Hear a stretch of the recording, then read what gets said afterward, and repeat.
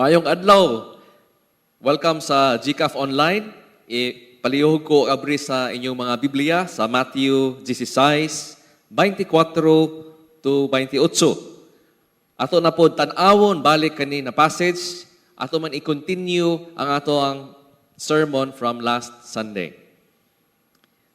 Unya miingon si Jesus sa iyang mga tinunan, kung may tao nga buot mosunod kanako, dili niya palabihon ang iyahang kagulingon. Kung dili, musunod siya kanako, bisan pa kung kamatayon ang iyahang dangatan. Kay si bisan kinsa nga magtinguha sa pagluwas sa iyang kinabuhi, mawad-an hinuon niini. Apan, si bisan kinsa nga mohalad sa iyahang kinabuhi, tungod kanako, makaangkon sa kinabuhi nga walay katapusan. Unsa man ang makuha sa tao kung ang maangkon niya ang tanan nga butang dinhi sa kalibutan, apan mawala sa ang iyahang kinabuhi. Wala gayud. Kay wala gayud siya'y ikahatag aron mabawi niya ang iyahang kinabuhi. Kay ako nga anak sa tao mobalik nga nagdanag sa gahom sa akong amahan, o kauban ko ang iyahang mga anghel. Unya hatagan ko og ganti ang tanan mga tao sumala sa mga iyahang binuhatan. Sa pagkatinuod, may mga tao dinhi nga dili pa mamatay, hangtod nga makita nila ako nga anak sa tao nga mobalik dinhi ingon nga hari. So last Sunday, atong kitan-aw ang bersikulo 24. Ang tawag ni Hesukristo sa kinsa may musunod kaniya. So, ang unsa may pasabot ni Hesukristo ato, kung gusto man ka musunod sa iyaha, kailangan nimo dili palabihon ang imong kagulingon o kailangan ka andam na bisan pa sa punto na kamatayon, andam ka ba musunod kaniya? So ang feeling sa mga iyahang tinunan pagdungog ani is dili ni siya murag mo celebrate sila. Ang feeling ani is tingala. Ang feeling nila ani is unsa may imong pasabot ana kay abi namo ikaw ang Diyos. Ikaw ang among manluluwas. So kung muadto ka dito sa Jerusalem para tugutan nimo imong kagulingon na mamatay ka, patyon ka, ug ingnan mi nimo karon na kami pod, kung musunod mi sa imuha, pwede pod mi patyon, pwede pod mi muagi og kalisod sama sa imuhang agian. Unsa man na, murag dili man na siya nindot paminawon. Kay kani siya natawag sa Ginoo ni Jesus, applicable man ni sa ato karon. Mao mangyapon ni ang iyahang pagtawag. Na kung gusto ta mosunod sa iyaha, kung gusto nato siya bilang atong Dios ug manluluwas, mo gyapon ni na tawag na atong sundon. So unsa may maayo ani. Maayo na lang gyud kay ang atong Dios maayo siya na Dios. Ug nakaila siya sa iyang mga tinunan. Kaila siya ug nakabalo siya unsa ilang gibati, nakabalo siya sa ilang giano na bugat man ni Lord. Lisod man ni sa buhaton kana imong giingon sa amo buhaton. And so ang I'd like to call this message is ang mga maayong rason sa Diyos. Kay mo ni ang usaing dapat nato masabtan sa atong maayo kayo na Ginoo. Na bawat or taga muhatag siya og sugo. Kung musugo siya sa atoa, tagaan ta niya og rason. Maayong rason ngano tumanon nato ni siya. Na usa ka pastor na-discover niya ni ana siya. Na-discover niya sa iyang years sa ministry na kumangutana siya sa usa ka tao or sa daghan na mga tao. Daghan tao kabalo or naay idea kung unsa ning mga commands sa Ginoo. At least naa sila'y nabal-an. Usa, duha, or maski part of it. So, kung pangutanon nimo, sige bi, nganli ko usa ka gisugo sa Ginoo para buhaton nato. Halos tanan makaingon, di ba? You shall not lie. Di ba? You shall love your neighbor. Di ba? You shall love God. Unsa pa man ang mga command? You shall honor your father and mother. So, daghan na ay idea kung unsay gisugo sa Ginoo na buhaton nato.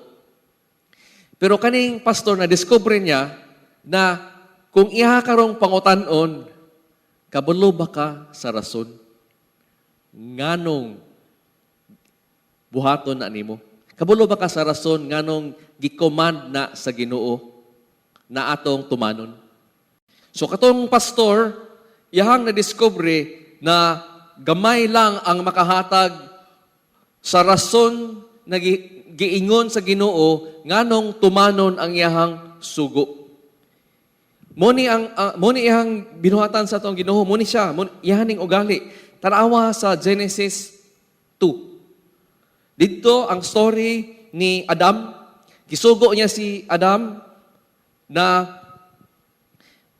ayaw, pwede ka mo kaon sa bisan unsa dinhi imong makita. Ayaw lang ka og kaon sa kaning usa ka prutas sa kaning kahoy, usa ka kahoy. Inihatag siya og rason para dili ka mamatay. So ang maayong rason sa Ginoo naghatag niya kang Adam sa iyang sugo. Enjoy, Adam. Ayaw lang na sa kani, ayaw lang ka og kaon ani. Tungod kay kung kaonon na nimo, mamatay ka. Ang ikaduha na ehemplo, si pagsugo o pagtawag ni sa Ginoo kang Abraham. Sa Abraham, ali, hawa ka sa imuhang syudad na imong gipuy-an karon, adto ka sa lugar na akong giandam para nimo, ug ngano maning tumanon man ni Abraham, nganong iya maning bubalhin man siya, tagaan siya og maayong rason sa Ginoo. Para i-bless ti ka. Himuon ako ang imong ngalan na mailhan sa uban ug maging blessing ka to many nations. Ang iyang sugo karon kang Moises, di ba? Ingon siya kang Moises, Moises, muni akong ipanghatag ng mga sugo, mga commandments na dapat tumanon ninyo bilang usa ka chosen na nation. Pinili ta mo, tagaan ta mo karon og mga sugo na dapat ninyo buhaton. Naghatag din siya og rason. Makita na nimo sa Deuteronomy 11:8. Ingon diha, you shall keep every commandment na akong ihatag og isugo sa inyo today para maging strong kamo ug maklaim ninyo ang akong mga promesa para sa inyo. So makita nimo ang pattern sa character sa ato ang maayong Dios na tungod sa iyang kamaayo muhatag siya og sugo ug naa kini maayong rason para kanato. So mo na ang gibuhat karon ni Jesus. Ug nakita niya na ang iyang mga tinun-an naglisod og sabot, naglisod karon og kanang nabugatan sa giingon ni Jesus na sugo na ilang kailangan buhaton na mosunod sa iyaha, nihatag siya karon o upat na maayong rason sa ilaha. Ang unang rason ang iyang ingon, sunod kamo kanako para mabuhi kamo. Tanan kita gusto mabuhi. Tanan kita na gusto nato atong kinabuhi na ay meaning, na ay purpose, na kabaluta unsa atong kaugmaon, na maayo atong kaugmaon. Pero unsa man ang giingon ni Jesus dinhi? Naghatag siya og warning pod, ana siya. Kay bisan kinsa nga magtinguha sa pagluwas sa iyang kinabuhi. So usa ka tao na maningkamot og luwas sa iyang kagulingon, ang iyang kinabuhi gusto niya ikinabuhi na sa iyang kagulingong pamaagi. Muna, sayon na kaniyang mailhan nimo ni sila ng mga tao. Ang ilahang mga motto is, I did it my way. Kung di sila ganahan ni Frank Sinatra, ganahan sila ni Bon Jovi, maingon sila, it's my life, it's now or never. Muna ilahang motto na ako man ang kapitan sa akong kalag, ako ang maning kinabuhi, ayaw ko og buti.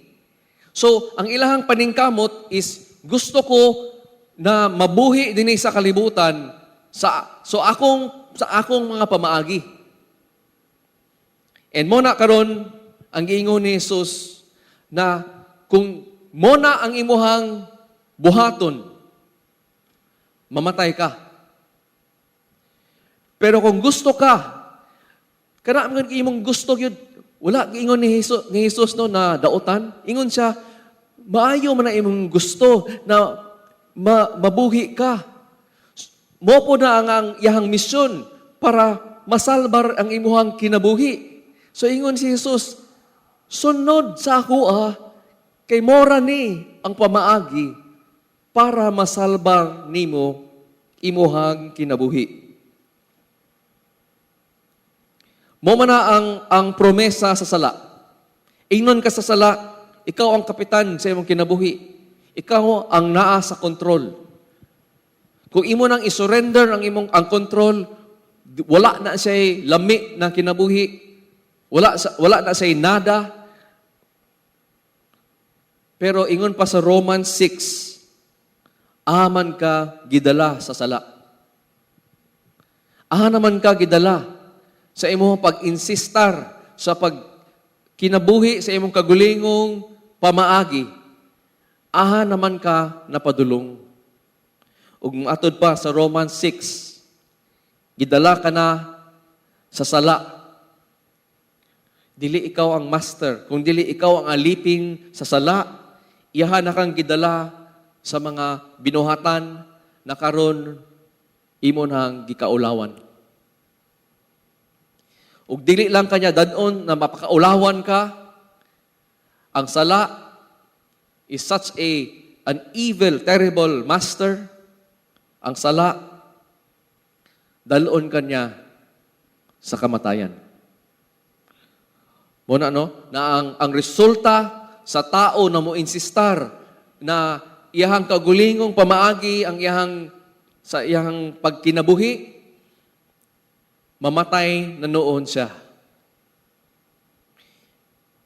Pero katong muingon, dili nako ni isalikway nako akong kaulingong gusto, isalikway nako ning mga sins, ang mga gusto sa akong lawas, nakabalo ko against sa will ni God. Kani sila ang musunod kang Hesukristo ang mabuhi. Tanaw lang kaaguan. Unsa may mga common na mga bisyo sa usa ka Pilipino. So, may mga common na to na bisyo. Di ba? Pamalikas. Magrebelde sa atong mga magulang or sa atong mga authorities and leaders. Palahubog. Manigarilyo. Ang mga sala na sexual o atong garboso kayo ang mga Pilipino. So, makita nato na dinhi pa lang i-describe na ta sa pulong sa Dios, Galatians 5. Ug diha gi-describe sa kaning mga klaseng tao na mo insistar na gunitan na isalbar ang iyang kagulingon, mo insist siya, mo man ni akong mga mahal sa kinabuhi. Akong mga relationship, ang akong mga gina-enjoy. Ingon din sa Galatians 5, na kung kinsa man tong mga tao na nagasunod lamang sa ilahang tawhanon nga kinaiya, mailag yun pinaagi sa ilahang binuhatan. Napakighilawas sila gawas sa kaminyoon, hugaw ug malaw ay ang ilang mga binuhatan, nagasimba sila sa mga Diyos-Diyos, mga mambabarang, madinumtanon, palaaway, abughuan, masukkanon, hakog, hinugdan sa pagbahin-bahin o papundok-pundok, masinahon, palahubog, mahigugmaon sa mga kalibutan na kalipay, o uban pang gibuhat nila nga mahugaw. Giingnan ko na kamo.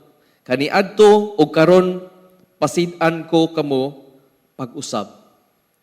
Nga ang mga tao nga nagabuhat niini dili makapanuod sa gingharian sa Diyos. Ang kana klase na kinabuhi, padulong kana sa kamatayon. So ang maayong rason karon ni Jesus, ngano ingon siya, deny yourself, take up your cross, sunod sa ako Unang-una, para mabuhi ka. Kaduha, ningon siya, dili lang tungod para masalbar na imong kagulingon, kung dili, ang ikaduhang rason, para makadawat ka sa mas dako pa na ginansya. Ang pamaagi sa Diyos no is mag-gain nimo pamaagi sa naay mawala. Ingon siya din no, for what unsa may ginansya na imong makuha kung imong makuha ang tanan kalibutan? Unsa man na? Unsay pasabot ani? Ang karon ang ginatukoy ni Jesus karon is ang tanan pwede nimo maangkon sa kalibutan.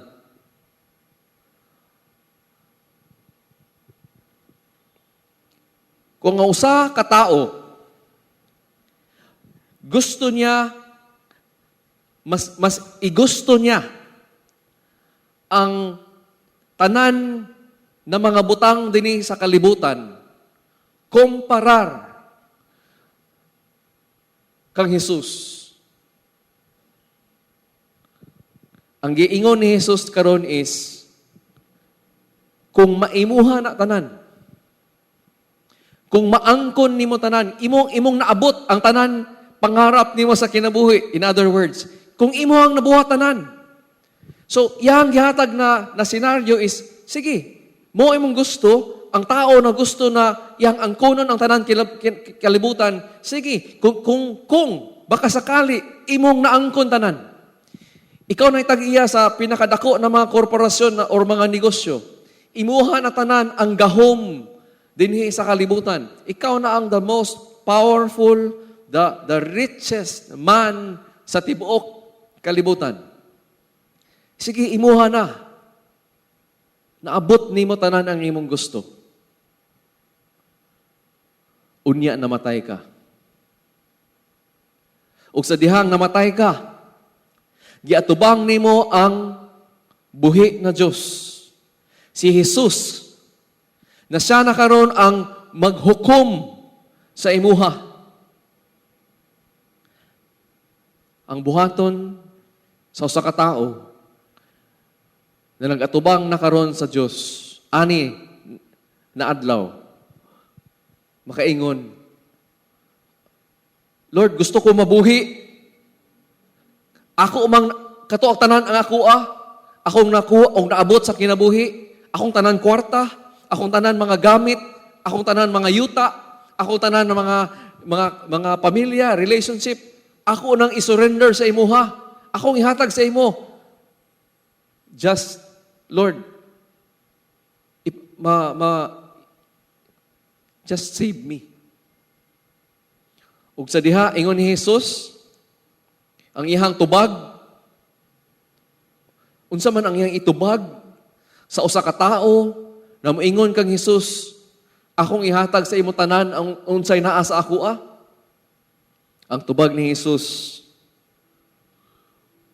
wala man na siya maski usa kasintimo na kantidad dinhi sa langit.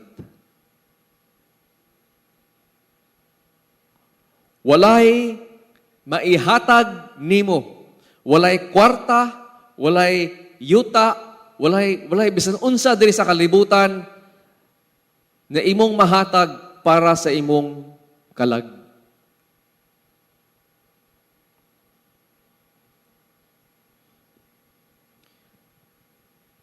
So, ingon Jesus, wala na siya, dili na siya ginansya, na maski ikaw ang naging pinakadato, ikaw ang maging powerful na liderato din sa kalibutan, wala na siya pulos sa langit. Ug the only way na mo ginansya ka dinhi sa kalibutan is kung sundon nimo siya dinhi. Na kung mo decide ka, Lord, walay kwarta, walay unsa man na naa dinhi, relationship man na mo pariha pa ka nindot sa imuha. Pilion nimo karon si Jesus ug dinhi niingon si Jesus, mas muginansya ka kung mo na imong buhaton. So mo na yang ikaduha na rason para muginansya ka. Ug sa ikatulong rason na giingon ni Jesus para sa iyang mga tinun-an to follow Him. Ingon siya, sunod kamo para makadawat kamo og walang katapusan na ganti. Ingon pa niya sa versikulo 27, kay ako nga anak sa tao, mubalik nga nagadanag sa gahom sa akong amahan, ug kauban ko ang iyahang mga anghel. Unya, hatagan ko og ganti ang tanang mga tao sumala sa ilang mga pinuhatan. Unsa may iyang pasabot na tagaan kanya og ganti na sumala na karon sa mga binuhatan nato. Di ba? Na-save man ta by grace, sa grasya sa Ginoo, pinaagi sa pagtuo lamang kang Hesukristo, ug dili sa binuhatan. Nganong naa naman ni karon na tinudloan ni Hesukristo, na maingon man siya, natagaan kanya karon og ganti sumala sa imong binuhatan. Unsa may pasabot ana? We are saved by pinaagi sa pagtuo. We are also rewarded pinaagi sa ato ang binuhatan. Sana siya sa tinudloan sa scripture, o akong ipakita sa inyo sa 2 Corinthians 5:10, ingon diha, kita tanan kailangan moatubang kang sa judgment seat ni Hesukristo para tanan, bisan kinsa sa tanan sa toa, bayran pinaagi sa iyahang binuhatan sa iyang lawas. Ingon pa na yun sa Revelations 20, versikulo 12, ay nakakita si Juan sa tanan patay, tanan na namatay na tao, ug diha giabri sa trono ni Hesukristo ang mga libro. Ug naay giabrihan na libro na Book of Life. Ug dinhi gihukman ang tanan according sa binuhatan. Unsa may pasabot ana? Ang paghukom ni Jesus ani sa ato atanan is sa atong pagtuo.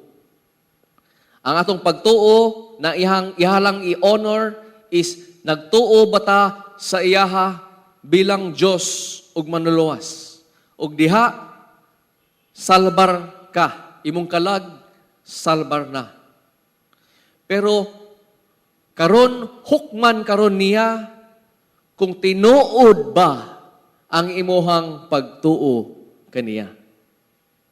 Ug diha mas masabtan nato sa iyang story na iyang gihatag sa Lucas 19. If nakadumdum mo sa Lucas 19, versikulo 12 taman 27, the parable of the talents, na nay usa ka hari or master, tagitagaan niya ang iyang tulo ka servants og different talents. Ang usa napulo ka buok, ang usa 5, ug ang usa ka buok. Ug iyang nasay sugo sa ilaha na pag mubalik siya, iya karon ni silang singlan. So tuod nilakaw, pagbalik dayon, unsay nahitabo? Usa ni siya ka picture sa unsay mahitabo sa katapusan na adlaw.